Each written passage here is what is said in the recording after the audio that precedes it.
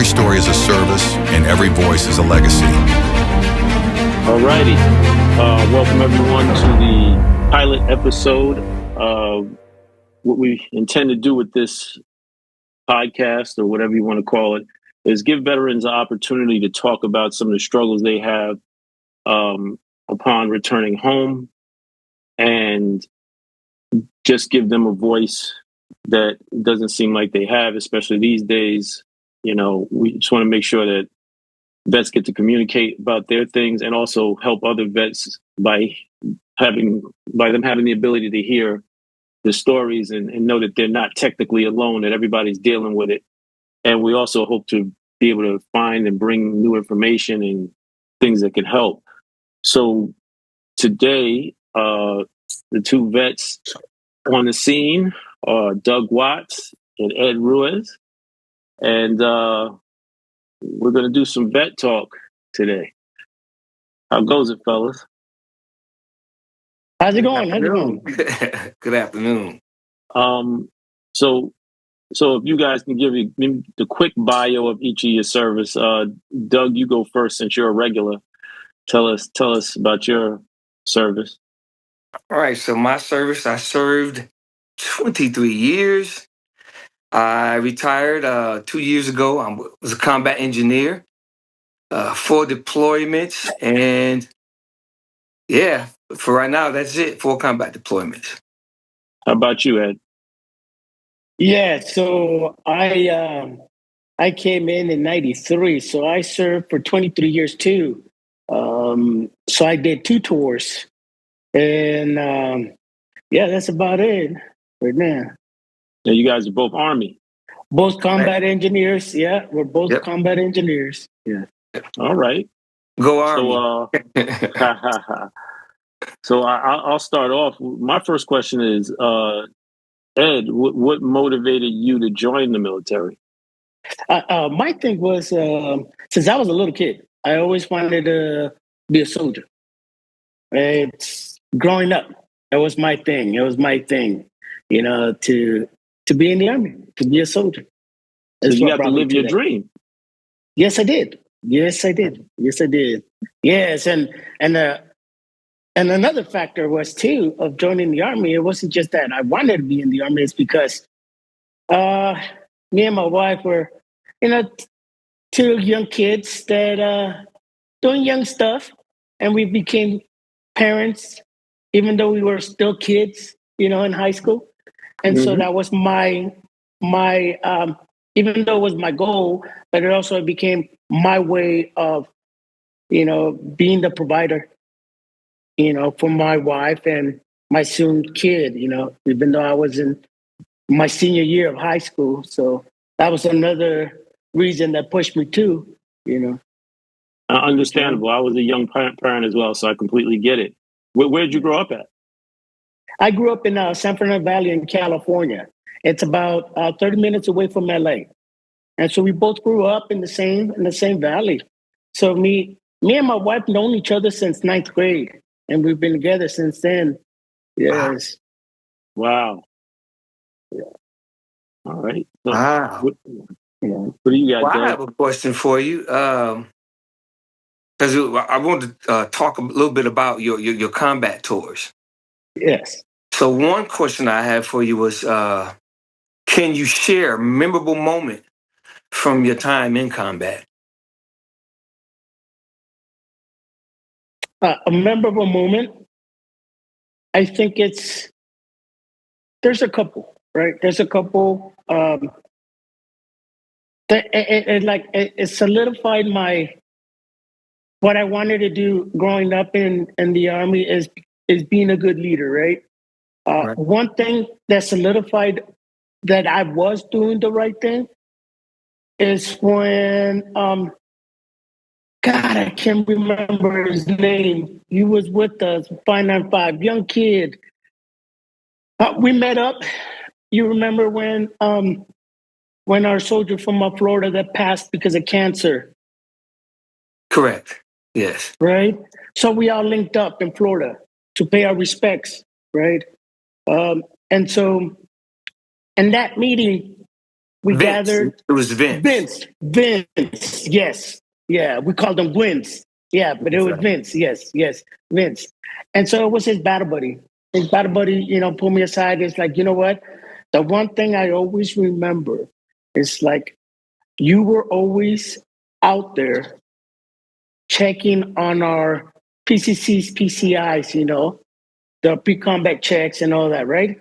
It's like the one thing I will always take with me is when you told me, it's like, hey, get your shit together, because he's the gunner.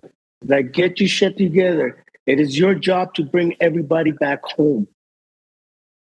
Because, us gunners, we're the ones exposed. That's You right. know what I mean? And you're the first one to lay it down if it comes to, right? You're the first one. And so that's what is like, okay, I guess I was doing my job the way I was supposed to, Right. So when that kid told me that, he's like, I will forever, ever remember that when you told me it is your job to bring everybody back home. Keep your head on your, on your shoulders. The thing that real quick, for those that are listening that don't know what PCCs and PCIs are, PCIs are pre-combat inspections and PCCs are pre-combat checks. The checks are making sure the ammo's loaded, making sure all your equipment is working, making sure your radios and all your communication systems are working. The inspections is actually having your soldiers lined up and you're checking their gear, making sure they have full combat load, which is the amount of ammunition they're supposed to have, making sure that they have on all the proper protection, their hair gear, their eye protection, all of those things. So those things are very imperative. So you do that before every mission. Yes. I have a question. So what did you think was the most challenging part of serving in a combat zone? It's like a double-edged sword, right? Knowing that your job is to take care of these kids, because your job is to make sure that they don't get hurt, they don't need nothing, right? But on the flip side, you know that is impossible for you to do. It is so impossible. So you're constantly fighting yourself, right? Because I grew up looking at all these soldiers as one day my kid or one of my boys or my little girl is going to join. So one of these days, some leader is going to have to take care of my son or daughter, right? And so I looked at them as if they were my sons, because I knew one of them was going to follow my steps. And I wanted them to, in hopes they had good karma, because dad did their job of taking care of someone else's kid, And that was my hardest thing, What I wanted and reality, right? Is constant, like a constant fight within you. Well, what I can relate to as a civilian is that sounds like fatherhood. Yeah. Yes. Yeah. That's hard. So, I'm assuming you've lost some people. Yeah, I lost one, and it's even till this day, it's a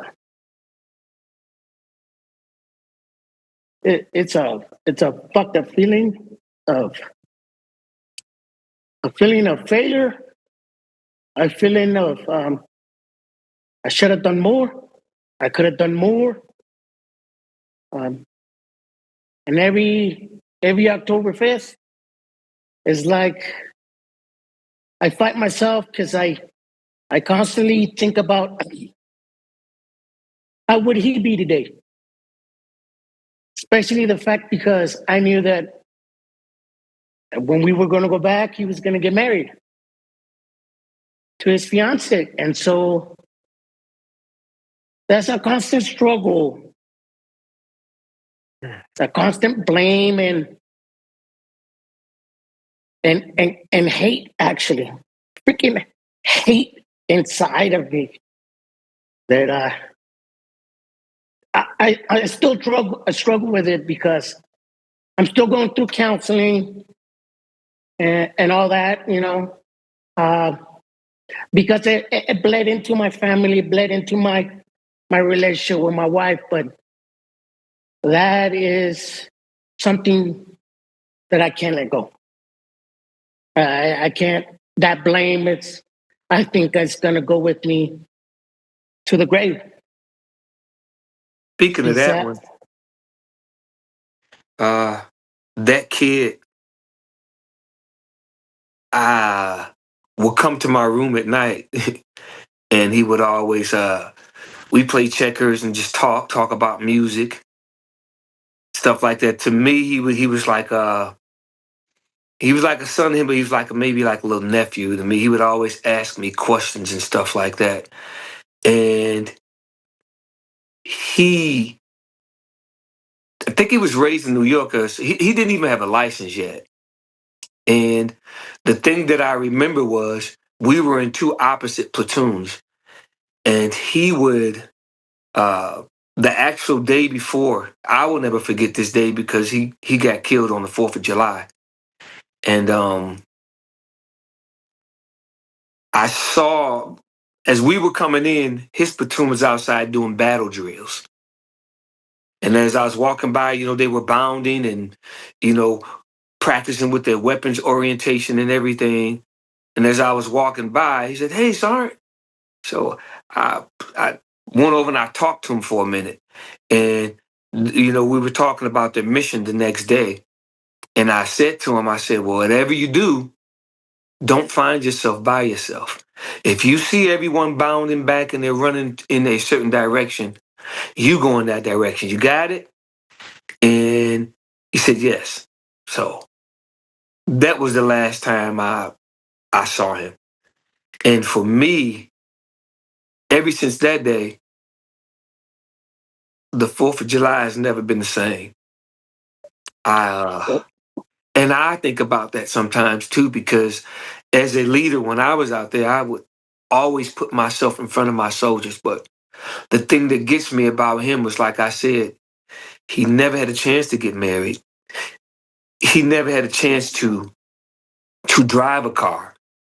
In fact, he was a late deployer. So it's like, when I think about those kind of things, for me, it's guilt sometimes, because I always, for a longest time, questioned, like, why am I still here? I'm the older guy, and something like that happened to this kid, And the crazy part was, I had the satellite phone, so a lot of guys would call me and talk, and talk to their family, their parents, or whatever. And I promised his grandmother that I would take care of him. So that happened, and that's just a difficult thing. Because, like he said, I gave her a promise that I couldn't keep, but I just wanted her to know that he would be all right. So, yes, that's it. Wow. Whew. Well, it's tough stuff, fellas. I'm so sorry you guys went through that. It's powerful. And since you guys both became leaders in the military, who were some of the leaders that took you under their wing when you first got in, Ed? You can go ahead. For me, it was Sergeant Walker, Clinton Walker of Virginia, Richmond, Virginia. And to this day, I still remember all that because that's how much of an impact he had on me. He is the reason why I thought the way I thought. I took care of soldiers the way I did. Because the one thing I will always remember, he told me, "Reese, no matter what you do, You always take care of your soldiers. And I guarantee you, they will always take care of you. And sure enough, that's all I did is took care of the soldiers and they took care of me. I didn't have to worry about it. He is the biggest impact he had on me. The one thing that helped me, like I clinched onto this guy, is because I was in Korea. I was stationed in Korea, and and during those times you couldn't be with your spouse. The spouse and your family, you couldn't come. So you were out there on your own. And at that time, my wife was going through a pregnancy, and she had an ectopic pregnancy. So it was back in those days, it was a little dangerous, because technology nowadays is better than back in 93, 94, right? So my senior leaders, because we were getting ready to go to the field, and I received that Red Cross. Hey, your wife's getting ready to go to surgery and this and that. And my seniors, they didn't want to let me go because they wanted us to focus on the training. But Tom Walker, as a E5, challenging E7s and E8, he went toe to toe against these leaders, and literally told them, "You guys are a bunch of idiots. You guys are fucking stupid." It's like, we're going to this training, that we can do it again and again whenever. It's like his wife's about to go to this surgery that we all know is dangerous. Back then it was dangerous, right? And you guys don't want to let him go because you want to do training. And it was that moment, it was that experience that told me, this is how I want to be. I'm going to stick for my soldiers. I'm going to be there for my soldiers. And he's the biggest impact that I had. Starting, I was a young E4, E3, E4. Yeah. For me, how about you, Doug? For me, there were three. It was a Sergeant First Class Burris, the man we're talking to now, First Sergeant Ruiz, and it was Command Sergeant Major Arnold. So, Sergeant First Class Burris, I thought the guy hated me. Like, we would be out training, it would be snow outside, freezing cold, and there would be buildings that we could actually sleep in and be warm. And he would never let us sleep in the building. I couldn't understand, like, it's a perfectly good building right there. But he made sure we slept outside. That's for a reason. You guys are spoiled. You have to learn how to go without. You have to learn how to suffer, right? That was one of his things. And I remember we had one mission. We were training. We were in Germany, and it was freezing. I had on thermal gear, and I had on wet weather gear. And I'm out in the middle of nowhere, and he just stopped everybody.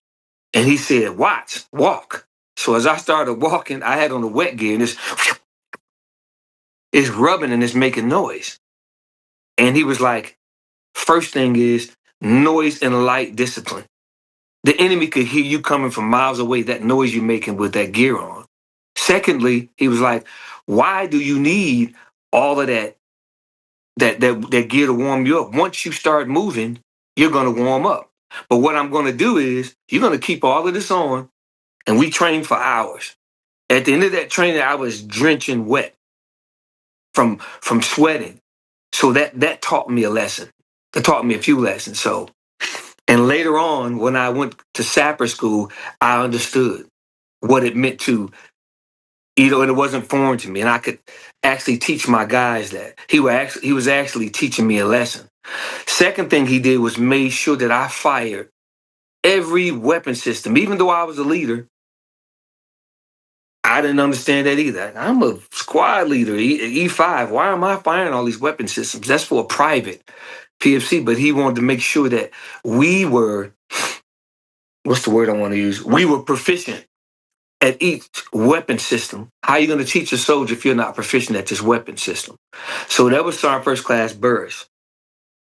Sergeant Major Arnold pushed me to higher levels of leadership. He saw potential in me. So I first met him when I moved to White Sands. I had just PCS. When I say PCS, that means you're moving from one duty station to another duty station. And I hadn't signed into my unit yet so we had this thing I was on leave for a couple of weeks. But every morning, it's imperative that you show up to your new unit squared away and in shape. So every morning I'm getting up, running 3 miles, making sure I was in shape.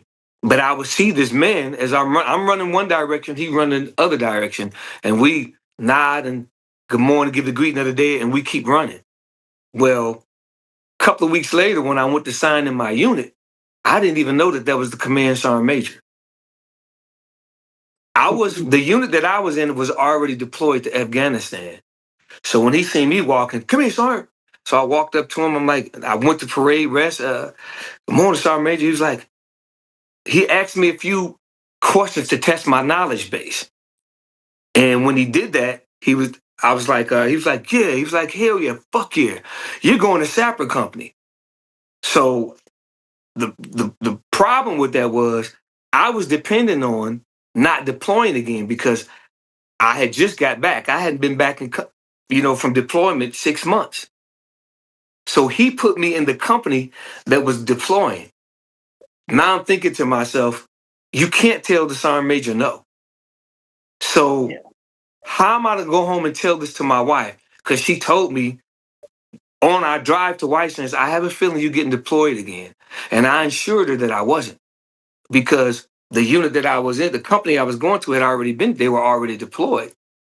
So for like almost 3 weeks to a month, I never said anything to her because I didn't even know how to break it to her.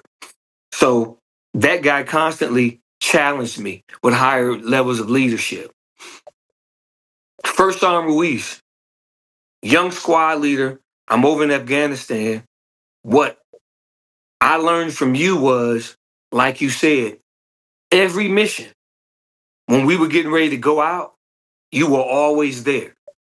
You were always there. You prayed with us and everything. And when we come back off of mission, no matter what time it was, how late it was a couple of days later, you were always there to greet us and make sure that we were all right. You know what I mean? And made sure that if it was something to have the chow hall open so we could have some hot food after being out for a couple of weeks or whatever, you were there and you always done those kind of things. And you don't know what that meant to us.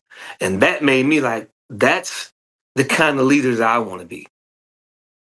Not only telling somebody something, but showing them and leading by example. So those were the three. Wow. It's great. Thanks, brother. How did you guys, or we'll start with Ed, how did you keep guys motivated during difficult times? I think my best way of keeping our guys motivated was just like he said, is I did my best to do what I was asking them to do, to not just be a leader from behind the desk. You know what I mean? It was to be out there with them. If I wanted you to do this, okay, let me show you. I'm also doing it with you. You know, I'm not just saying it just to say it because I have the authority. No, because, this is going to work for all of us. You know what I mean? And the other thing that I would I used to always like is like what Doug said, I would make my connections and go out, get, like meat, hot dogs, hamburgers, and have all that set up for them when they would to come in. They would have a barbecue, like a little barbecue for them to keep them motivated. You know what I mean? At times, I think the thing that helped me is pulling the NCOs away from the soldiers for a little bit, and for us just to be together and just talk away from the soldiers, and just for me to letting them know that, look, I'm listening. I understand. I am hearing you. I know what you're going through. I used to take them to I don't know if you remember, Doug. Remember I think it was the Italians or the French on the opposite side of our fob. Yes. And so I would take you guys and go have pizza and stuff like that, and have maybe a drink. I know you're not supposed to, but it was just one drink, and treating each other as men. And that's what it was. It was maybe an hour at the most, but it was an hour my goal was to take you away from combat, take you away from being a soldier, take you away from being a leader. It's just a moment of letting it go for a little bit and just being us. And that I hope that it brought you guys back into, all right, we got to hit it hard again. So let's roll. Let's go. And that was my hope, that it brought you guys. So you know what? Fuck it. Let's go. He's got us. Let's go. And that was my goal, and pulling you guys to the side and doing barbecues for you guys, or going with you guys on missions, being a gunner. I hated being inside the truck. I was always a gunner. You guys wouldn't let me. You guys used to get mad. Fuck no, first sergeant, you need to be outside. Fuck no, I'm going to be outside like you guys, Ooh, that's true. And I think that's what, my hope was to show you guys I was knee deep in this shit just like you guys. And if I was out there, I was going to be out there just like you guys. Not because I'm a first sergeant, I'm going to be inside a fucking Buffalo being protected. Man, fuck that. I was always a gunner because of that. I'm asking you to put yourself out there. Guess what? I'm putting myself out there just like you guys. I am no different than you guys. I am a man just like you guys. And that was my hope. So when you saw me, it's like, hey, fuck, he's asking us to do it because he's doing it too. That was my goal. Yeah. And that's how I did it. I grew up playing a lot of team sports. And on every team, there's always one. Sometimes two. Ooh, I already know where you're going. What do you do with that guy who's just the fucking knucklehead that just doesn't want to play and I say that having, for a big part of when I played sports, I was sometimes a knucklehead. My coach was like, look, I'm not putting the plays in to slow you down or anything. The play is there so we all move in the same way. You can freelance when necessary, but you can't just freelance all the time. So what was your strategy for dealing with those guys who are they're going to buck the system? Yes. So, I'm pretty sure Doug remembers our company commander. That's one. But I'm going to talk about a soldier that I had in Germany. But I think it's because his upbringings were pretty rough, right? He grew up in a rough neighborhood. And so he grew up defending himself all his life, right? And so coming into the Army, his mind didn't change. His mind was still, hey, I gotta survive. I gotta take care of myself. And a lot of people, the other platoons, where he was before he came to me, first and second, right? They all saw that as a freaking knucklehead, a troublemaker that didn't give a shit. This hoodlum attitude and stuff like that, right? That he had. But nah, brother. My thing was, I gotta see the other side. I hear you. I hear what you're saying. He's a fucking knucklehead. He's been getting in trouble and this and that. Yeah, I gotcha.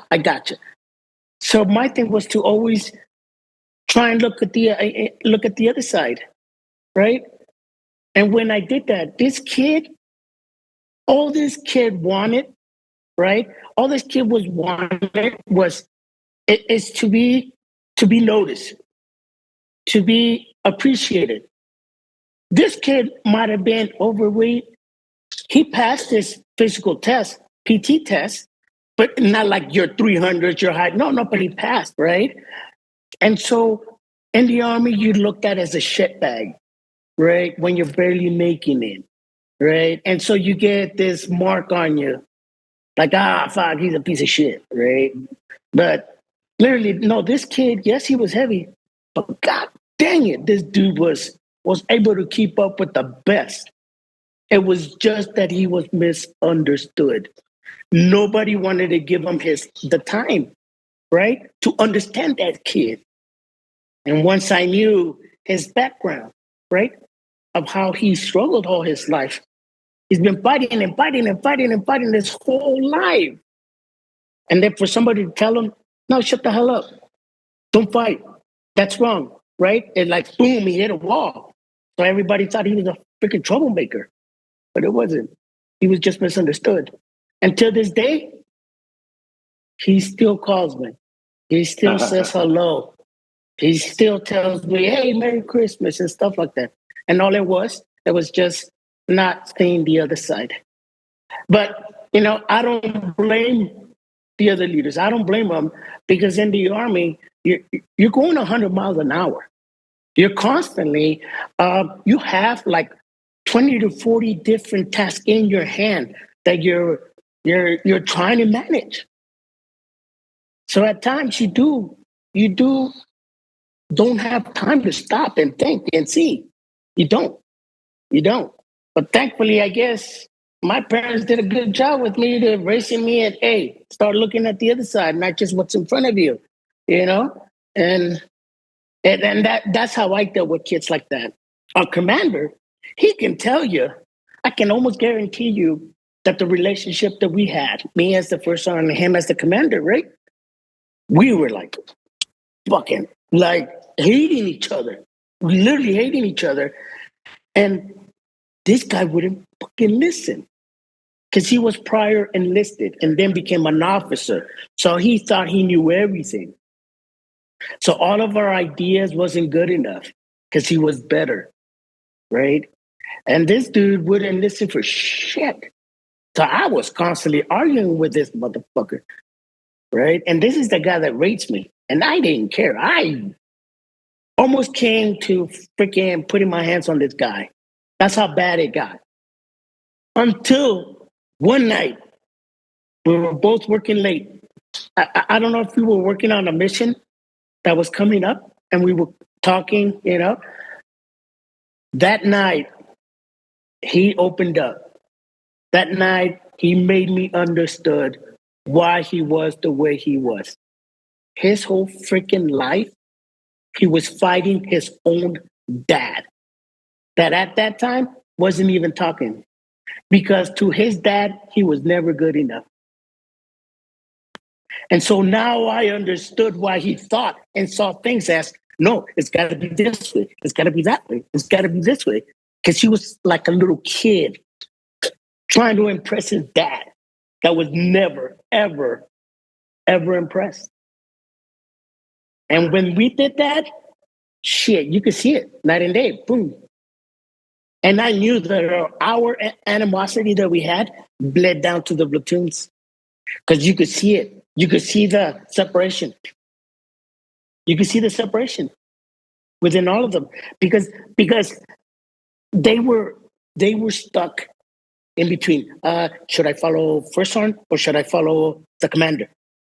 Right? So that created that, and it was horrible. But it was until that day that we sat down and we said, okay, let's fucking figure this shit out because we're screwing our company. We're screwing our leaders and soldiers. And that's what it was. That is exactly what it was. I just want to add to that.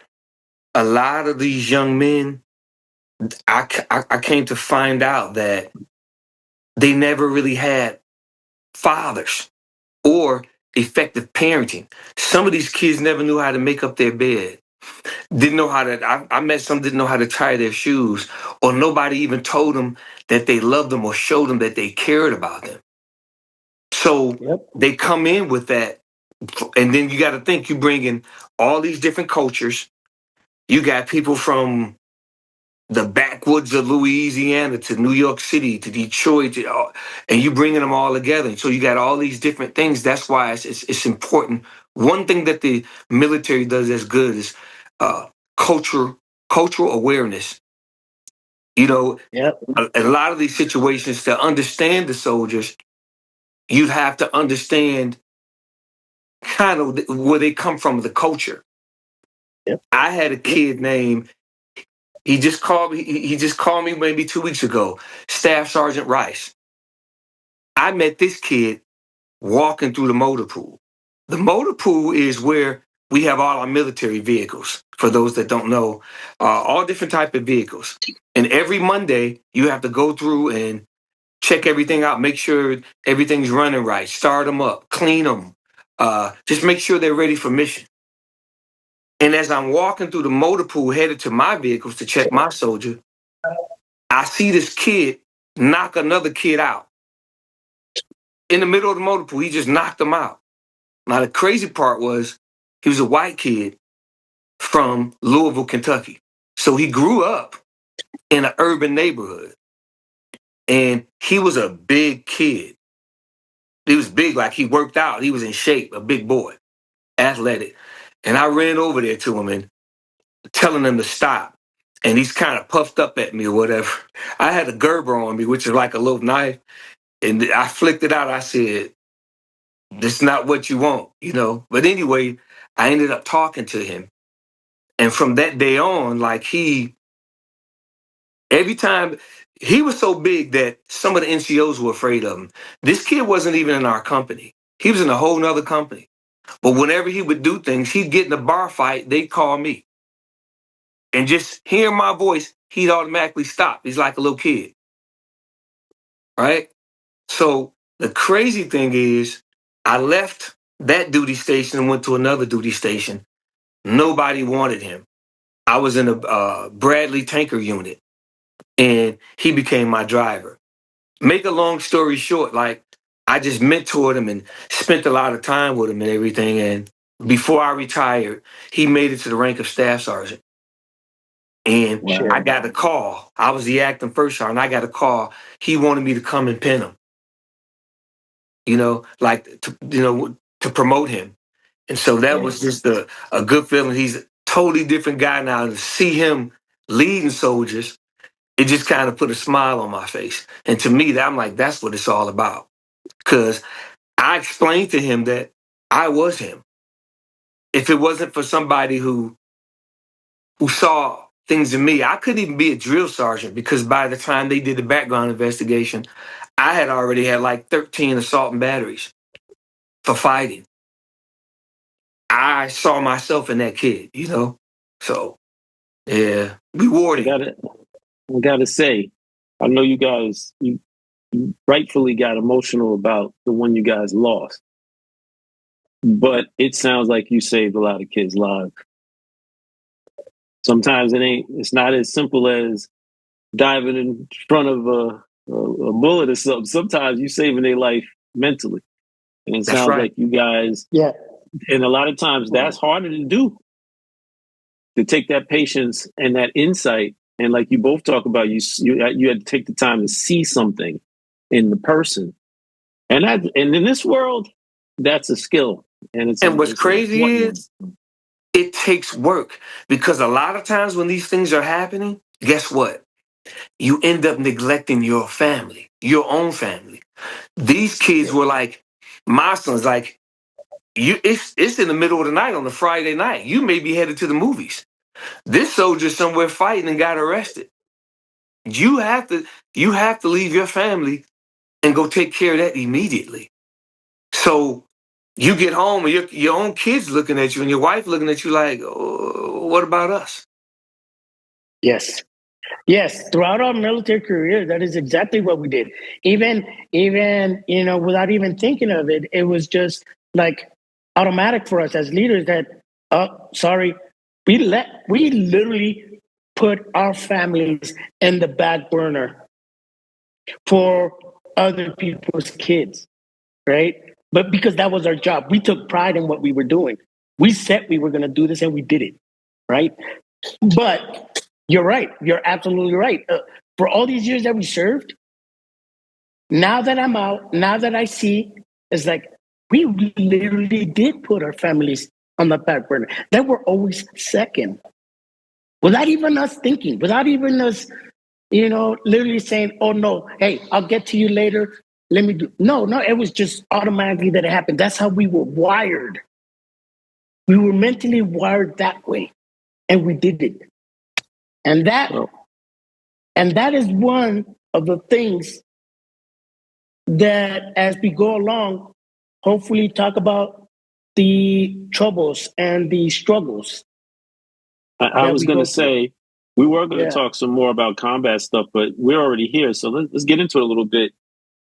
Let's talk about when you first were going to be home, Ed. Like when you were home, permanent. Talk to us about that transition where you weren't going back. This was it. You were going to be home. Yes. Honestly, I was lost. And I am, I'm an E8, right? Let alone a E4 or an E5 that get out at 5 years, 6 years, 8 years, right? Me, 23 years. I'm a E8, right? I should know what the hell I'll be doing, right? I should be. I got all these years of life experience, all these years of the military, all these years in leadership, right? I should know what the hell I'm doing. But honestly, I was lost. Like, what the hell am I going to do? First of all, I'm a combat engineer. I can't go into a civilian job and find me a job that I'm going to get to blow things up. There is no jobs, right? So just jail. Yeah. The only thing we have, the options is in the police force and the security side of the house, right? That's all we have. Because you can't translate our MOS into a civilian MOS. It's kind of hard. Our leadership, yes, you can, because that goes everywhere. But literally, I was lost. In the beginning, I was lost, like, what the fuck am I going to do? What am I going to do? Right? And so, literally, the first job I got was working at Lowe's. At Lowe's. I was working at Lowe's as a stalker. Trying to figure out what the hell am I going to do? Let alone, right?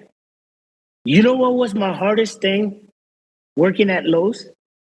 Two things. It's to clock in, clock out during lunch and for lunch, and then clock out after so you could go home. And stopping work at the time. If it's time for you to leave at 3, then it's time for you to leave at 3. That was so difficult for me to stop because in the Army, you have a task. You don't go home until that damn task is done. So it sounds stupid maybe to the civilians, but to us, no, it's something that is hard for us to let go. The freaking manager was like, you're going to get in trouble because you're literally working overtime and we can't pay you overtime. And that is all based off my career, how my brain was wired since I was freaking 18, 19. Shit's got to get done. I don't give a shit how long it takes you. It will get done. You won't go home until it gets done. That was hard. And here I am, 40-something years old and having a hard time with such simple things. To people, it may sound stupid. No, it sounds like for you, I mean, from what I heard from you so far, the military was your dream, and you lived your dream. For you, that's like Michael Jordan trying to hang up his sneakers. Yeah, Mike talked about it at his Hall of Fame speech. He's like, yo, I'll come out there and whoop y'all again right now because you did something you really want to do. So that's hard to shut down, especially it's your whole life. And I'm sure there's a part of it where you do feel a bit like, as you guys mentioned, that you may have neglected your family a little bit. So you got all that going on. And now you have to come home and you got to face all that stuff. So how did your family react to you being back full time? Well, it was not necessarily how my family reacted. It was more like they didn't understand me. My family didn't understand me. They didn't understand how I thought, how I reacted, how I talked, how I communicated. They didn't have no idea. It came so bad that I almost lost them. almost lost my family. Because in the Army, you're wired to have there's a problem in front of you. All right, shut the hell up. Here's the solution. Make it happen. I don't want to hear nothing no more. Fix it, right? It's done. But when you're back home, right, the civilians don't think that way. My kids, my wife don't think that way. They're not wired like us, right? When they have an issue, okay, to them, we have to like sit down, allow them to go through the emotions, go through what they gotta go through. But because how I've been wired all my life, my reaction was just, all right, here's the solution, this and that, shut the fuck up, go. So imagine, you have a dad that is not listening. You have a husband that is not listening. So the separation, it was there. And I saw it in my kids, right? But me, being such a fucking knucklehead, since I came in the Army, if you went to go seek help, you were weak. If you took medication, you're fucking weak, right? So guess what? Nope, I don't need to go seek help. Fuck no, that's for weak. Medicine? Fuck no. I got it. I know what I'm going through. But it didn't slap me in the face until I saw my little girl's facial expression when I went off. How I hurt her. God damn it. To this day, it fucking hurts to see her face. And that's when I decided to, I don't need alcohol to make me happy, but I do need my family to make me happy. So I seeked help. But it took me years. It took me to almost lose the relationship with my kids and my marriage to see that. And I'm still currently in counseling. And the other fucking bad part, not only in the Army, they give you that mentality, you're fucking weak if you take medicine, you're fucking weak if you seek some counseling. But growing up, in the Hispanic community, you're also considered weak if you seek help. You're constantly told, it's just you. Just go for a run. It's just you. Drink water. Oh, it's just you. Eat more. Right? And medicine, fuck no. Medicine, you don't need medicine. You can do it yourself. Right? And boy, was I so fucking wrong. I was such an ignorant kid and a grown-ass man on how I thought about counseling and on how I thought about medicine. But to this day, man, that has saved my family, has saved my marriage, has saved the relationship of what I have with my kids, right? With counseling and medication. Shit. I would look at any other man and tell him, yes, I was fucking stupid to think the way I used to think, that counseling was for weak, that medicine was for fucking weak. No. Hell no, I was so wrong. So freaking wrong. That's unfortunately, that's a huge part of the man thing. Shit, in our community, it's funny. When I first met Doug, I was kind of a wild child. Doug would tell you, I kept a bunch of guns in the house. That's keeping it mild. That's keeping it mild. And here's the crazy part. The crazy part was I was somehow always looking out for everybody else. I'll be honest with you, Doug. I used to worry about you. I'm like, Doug gonna kill that girl. And so I used to always be trying to calm your ass down.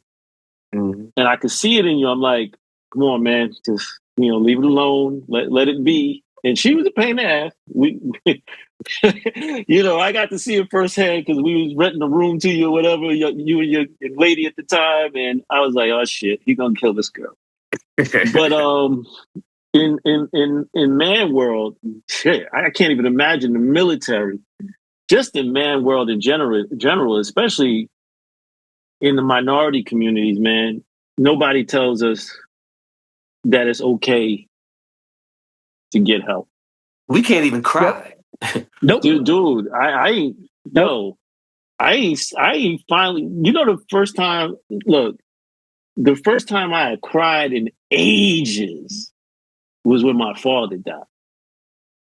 Couldn't hold it, and I tried to hold it. Tried to fucking hold it. Couldn't hold it. And I didn't go to therapy for a lot of my bullshit till 40 something. So I have a question for you. Hearing this, now that we're talking about the men thing, because that's one thing I do want to focus on this podcast is us healing as men. So I know a lot about your background and how you came up. And you had a lot of traumatic situations in your life. I wouldn't be surprised if you didn't suffer from PTSD. My question to you is, A, how did that affect you being a parent? And B, have you ever thought about or sought help or some type of counseling?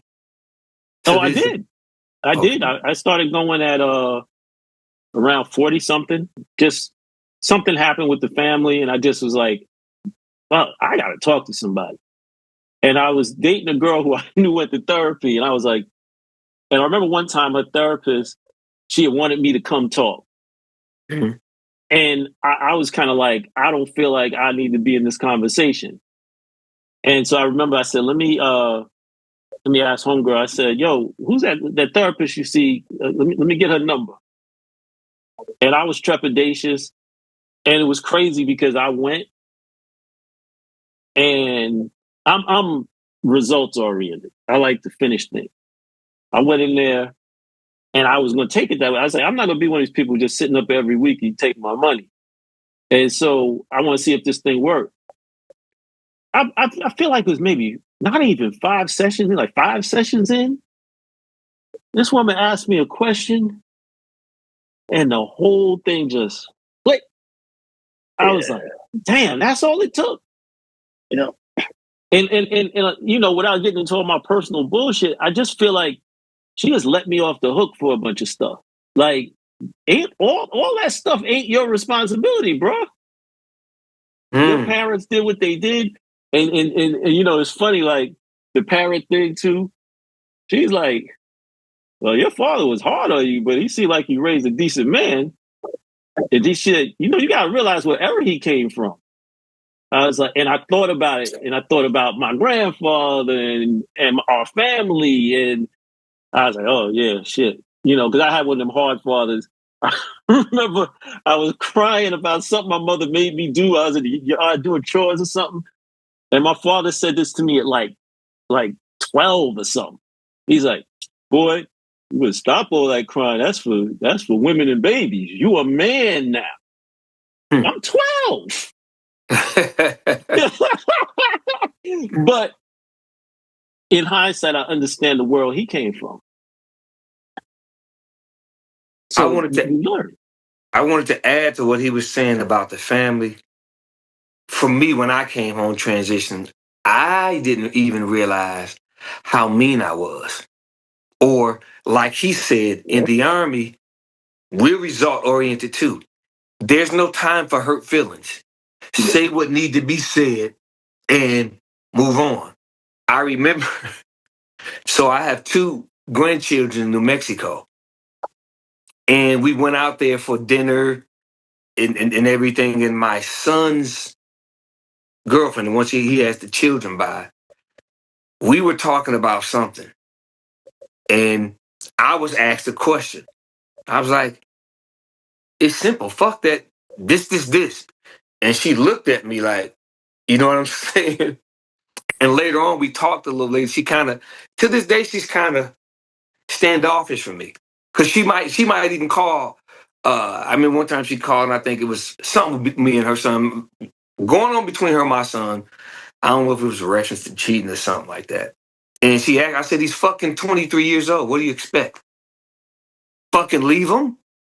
Or I don't want to hear this shit. You keep calling, complaining to my wife. I grab the phone.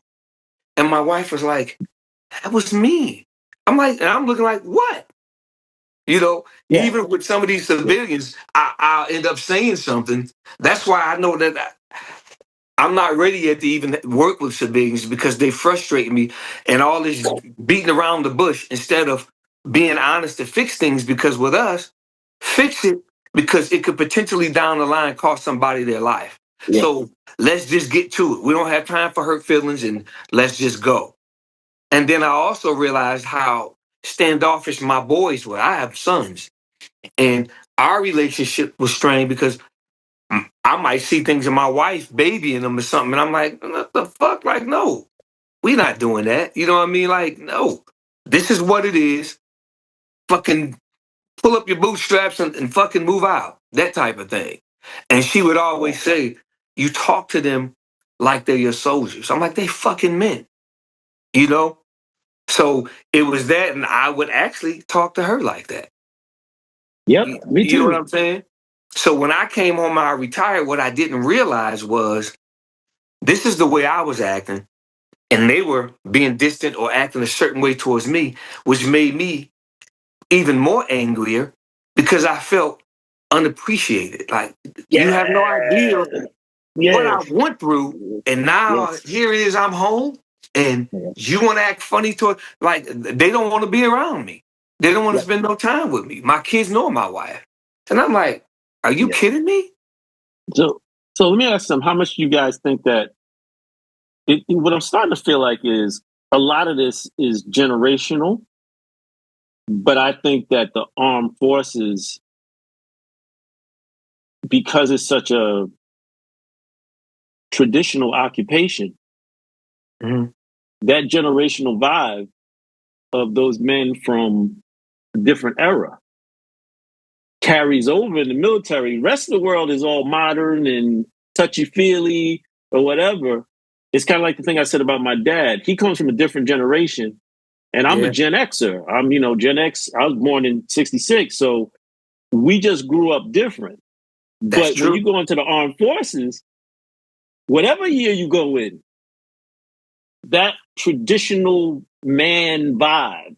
But what's crazy is it's different now. But I was an old man when I got out. You know, they refer to me as old man because I seen the generational change in the military itself. Back then, we would call them, shut the fuck up, you fucking cupcake. You know what I mean? These kids now, like I'm with, this other generation, these kids grew up playing video games. When I grew up, we were outside playing. Nobody wanted to come in a house. Mm-hmm. And if one person on the block might have had a video game, but everybody else wanted to stay outside, ride their bikes or whatever. So now we're tough. If you fall down, you scrape, or if you twist your ankle, we wrap the ankle up, we run. These young kids, they're so brittle. One little twist of the ankle, I mean, it's really bad. So they're not used to all of this physical activity. So even then, I was looked at as mean or whatever. Like, oh man, we can't wait for this guy to retire, because I had no sympathy for that.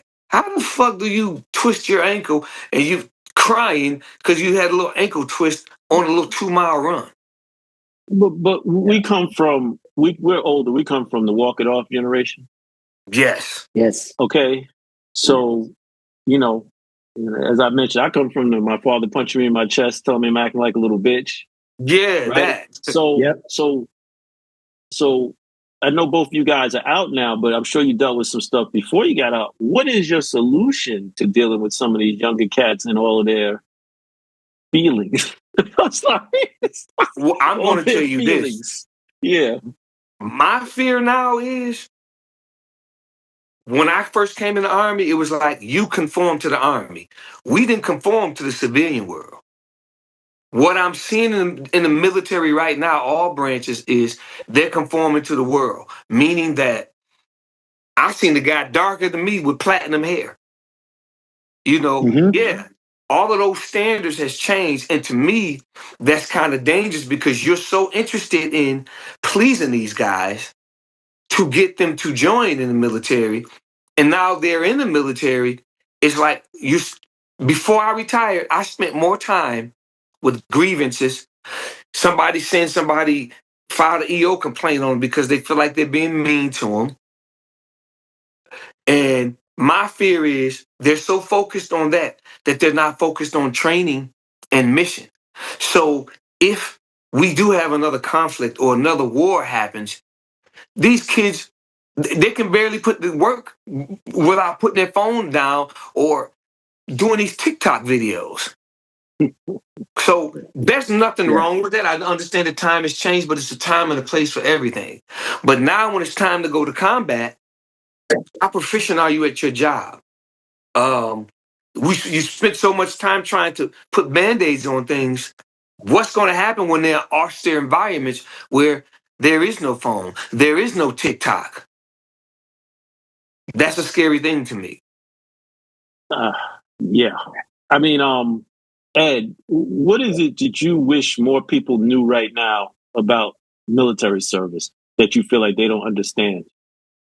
I think the one thing that a lot of people, the civilian world, don't understand is that our mission is not like friggin' Amazon, right? Is to be able to comply with the customers, to customer-based services and stuff like that. Our military is not that. Our military main goal and job is to fight America's wars. And we've lost that thought. We've lost that by exactly what Doug was saying, by catering to their feelings, by catering to, well, you know, what you said hurts me or whatever, right? Because we flipped it to being a customer service organization instead of being a military organization where our main goal is to fight America's war. And how do we do that? How do we win those? It's through discipline. And there is no discipline. There's none. It's gone to shit. So exactly what Doug said, I am afraid for us to go into a conflict with a country like, let's say, China or Russia. These motherfuckers aren't going to be like the Afghanistans that just pop and then run. Hell no. These motherfuckers are coming at you until they're dead. They're not going to stop. So what are we going to do now? It's crazy because I've been following the thing with Ukraine and Russia. And what's funny is what you just said, even Russia's getting a little soft. I mean, Ukrainian boys is like, nah, B, y'all ain't ready for this. Y'all ain't ready for this. So bet that, the Russian dudes is pretty hard. But obviously, Ukraine's been holding them off because, and they've been taking more casualties. So it's like that divide of what you said, See, without cutting you off, there's a difference. See, they're both tough in terms of combat, but Ukraine is fighting for near survival. So that makes it altogether different. We lose this, we lose everything. So they have nothing. What else more could they lose? Their country, their liberty. So they're going to fight to the death. Russia's fighting, trying to win over, but they're not fighting with that same intensity, that Ukraine is. And that's what is sustaining the difference. Yeah. Well, fighting for something you actually believe in is, I guess, key to it. That's right. I assume that a lot of you guys, when you get in, you're young and dumb, as the saying goes, and full of, you're not really thinking it all through. How long do you think it takes for these guys to really understand the mission? For me, to me, actually, once I got a love there's a brotherhood, a love for my comrades, my peers, and then the soldiers under me. Like you said, you hear a lot of times, like he was saying, our job is to fight the American wars, right? So you would hear a lot of times, I remember when I was in Iraq, you going over there and you fighting people for the oil or whatever. I would always tell them, I have nothing to do with the politics of it. I'm a soldier. This is my job. So my job is to try to make sure my comrades as well as my soldiers get home alive. I don't have nothing to do with no oil or anything like that. All of these guys around me that's wearing this uniform, that's what it's about for me. So, yeah. Yeah, that's where reality kicked in Korea. I don't know if you've done a tour in Korea. You know how tight knit we are. Mm-hmm. It's like, oh crap. That's where like, okay, now I understand. And like you said, I have no freaking say in what is going on everywhere around. But I do have a responsibility, which is this guy on my left or the guy on my right. I said, that's what I'm fighting for us to go home. That's right. Hell yeah. And that's when it happened to me. That's when it's like, I got it. Yep. Well, Ed, I'm going to let you close it out with this. Tell other men who are coming home from service, give them your best advice. When you're done, you're not going back, you're retiring, you're leaving, and you get home, what's the best advice you can give them? The one thing that stuck to my head is understanding that our wives, our kids, and the civilian around us do not have the same mindset as us. Because just like what we said, we are wired to, if we have a problem, fix the problem, move on. If we could just take a step back and understand that they don't think like us, they don't act like us, they are not at our level, right? We function at a totally different level, right, than our families, let alone the civilians. So if you can just take a step back and understand that they don't think like us, they don't act like us, I think it'll help the service member just a little bit more to be able to take a step back instead of just going, bam, just like me and Doug did to our families when we got out. They're not like us. They don't think like us. Yeah. And it's funny because your mentality immediately went to what you can do for others. What can the service members do literally for themselves when they get home? I think when they get home, I think it's the realization that you're not in that hierarchy world anymore. You know what I mean? That you literally are free to think and do what you want to do. Literally. Because our whole life is based off the hierarchy. Your squad leader, your platoon sergeant, your first sergeant, your sergeant major. Your whole life is literally based off what do you want done? Now you're free. It's up to you now. You can't look up. You can't look right or left. It's you. It's hard, but if we can manage to really put ourselves in that position and think that, okay, it's on me now. It's me. Yeah, it's hard. It's hard. Excellent, guys. I'm so happy we did this, and I think people are going to want to hear everything you guys talked about. And Ed, I mean, we didn't even get into all the questions. We have to have you back, do another one. Yes. All right, yes, I'll be back. Yeah, man. So thanks, everybody. This is our first episode, and I think it went great, and I learned a lot from you guys. And until the next one. All right, Ultima. Yes, until the next one. Hey, blessings to both of you. Blessings. Thank you. Thank you so much. Thank you for joining us on Vet Talk Podcast. If today's story moved you, please subscribe and consider donating at vettalkpodcast.com. Every story is a service. Every voice is a legacy. To all our veterans, keep up the good fight and know that you are not alone. Until next time.